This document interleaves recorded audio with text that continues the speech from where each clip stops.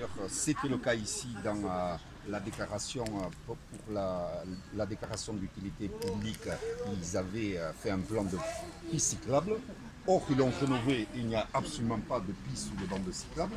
Donc ça, c'est une violation de la loi et c'est vraiment scandaleux d'un point de vue de transition écologique. Mais ce qui est encore plus scandaleux et choquant d'un point de vue démocratique, éthique, c'est que cette avenue-là avait été vendue par le SMTC à l'époque, présidé par Michel Denac, l'actuel maire de Biarritz, comme devant être rénové sous forme de site propre. C'est-à-dire que le bus pouvait y passer sur une voie qui était spécialement dédiée, qui lui permettait d'aller plus vite que les voitures. Et ce site propre, d'ailleurs, devait permettre d'arriver d'Aguilera et d'aller jusqu'en centre-ville par plusieurs voies qui étaient du coup transformées en site propre.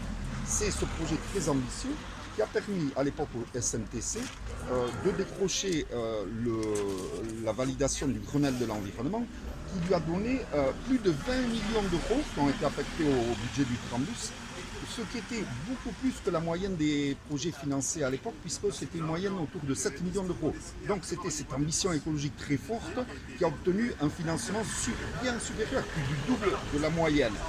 Or, cet argent-là, comment il est dépensé aujourd'hui à rénover des voies uniquement des voitures, c'est-à-dire une voie pour les voitures, derrière lesquelles les bus devront rouler au pas, deux voies de stationnement et du coup aucune place pour les vélos qui circuleront toujours autant avec difficulté et risque pour la santé des personnes qui le pratiquent.